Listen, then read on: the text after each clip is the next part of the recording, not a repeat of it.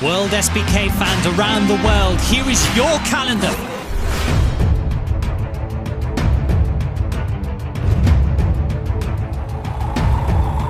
Pagelaran MotoGP di sirkuit Mandalika akan tiba dalam waktu dekat. Pembalap internasional mulai berdatangan ke Indonesia, bahkan sudah menjalani sesi latihan di sirkuit Lombok Tengah tersebut.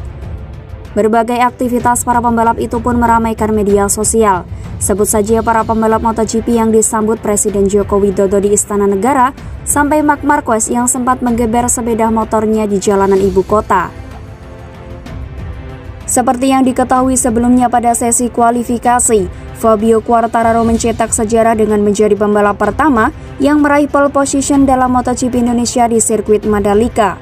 Quartararo yang merupakan pembalap Prancis ini sekaligus membukukan lap tercepat MotoGP di sirkuit Mandalika dengan waktu 1 menit 31,067 detik. Sementara itu pemenang dan peringkat kedua seri pertama MotoGP 2022 GP Qatar, Inia Bastianini dan Brad Binder masing-masing akan start dari grid kelima dan keempat pada balapan besok. Di sisi lain, hasil mengejutkan sekaligus drama memang mewarnai kualifikasi kelas MotoGP pada Pertamina Grand Prix of Indonesia.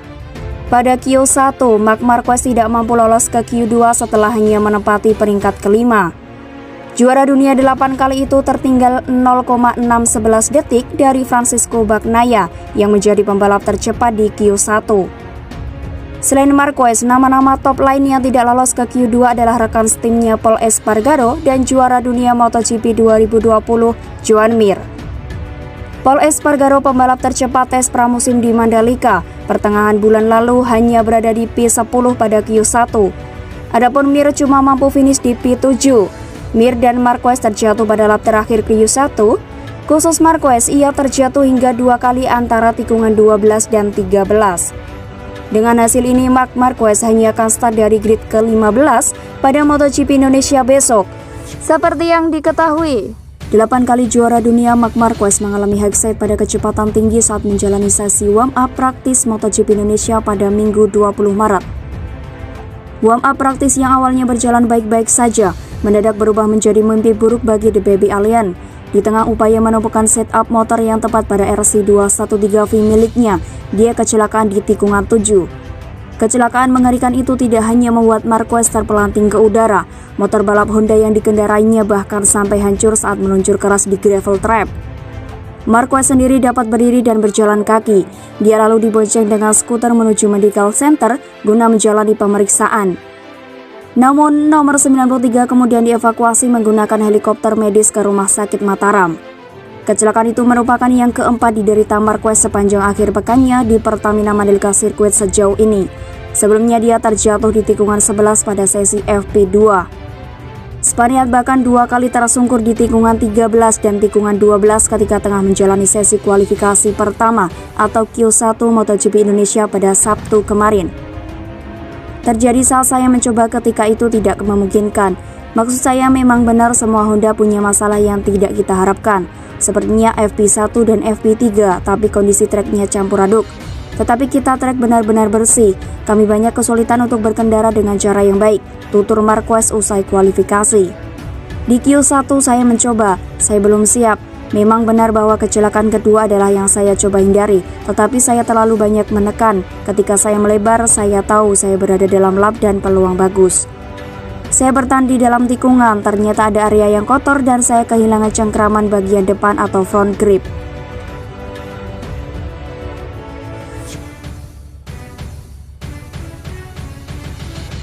Apa kabar?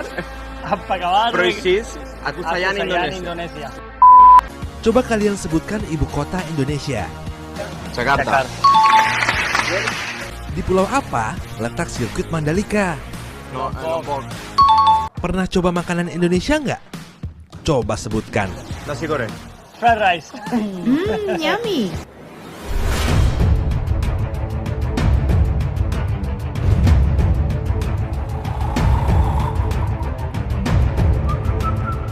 Hasil kualifikasi Moto3 Indonesia, Mario Aji start baris depan. Pembalap Honda Tim Asia Mario Suryo Aji mencatatkan sejarah dengan start dari grid ketiga usai tampil impresif pada kualifikasi di Pertamina Mandalika Circuit. Mario Aji tampil sangat bagus pada sesi kualifikasi Moto3 Indonesia Sabtu 19 Maret 2022 dengan berjuang dari kualifikasi pertama atau Q1. Pembalap asal Magetan, Jawa Timur itu hampir kehilangan posisi lolos ke Q2 karena Xavier Artigas dan Alberto Sura mencatatkan waktu yang sangat baik di setiap sektornya. Namun Artigas sempat mengalami high side di tikungan 16 yang membuatnya kehilangan sedikit waktu. Sura yang tepat berada di belakangnya juga harus mengendurkan serangannya demi menghindari bentrokan.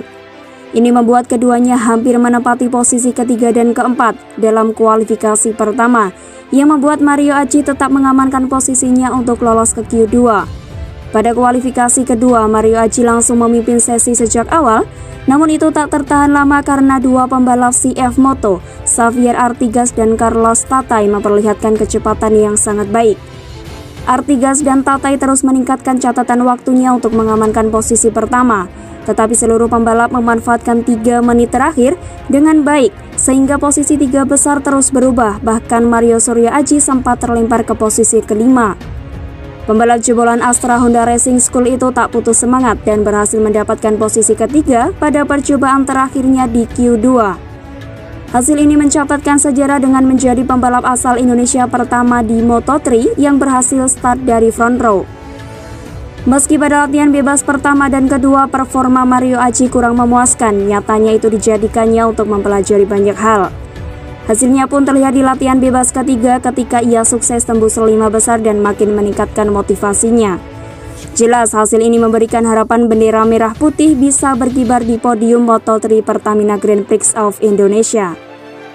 Sementara itu, Sergio Garcia mengalami momen sulit di kualifikasi Moto3 Indonesia.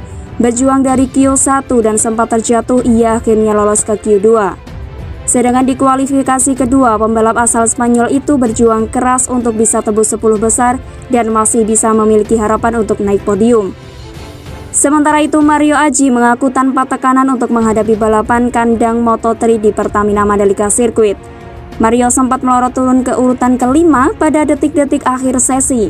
Namun pembalap muda Indonesia itu mampu bangkit untuk memperbaiki catatan waktunya menjadi 1 menit 41,567 detik.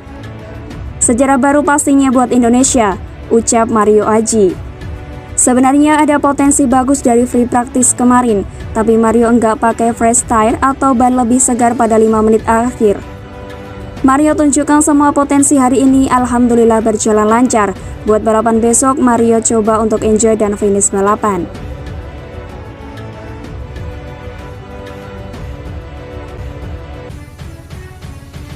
Terima kasih sudah menonton video kami. Jangan lupa subscribe, like, komen, dan share.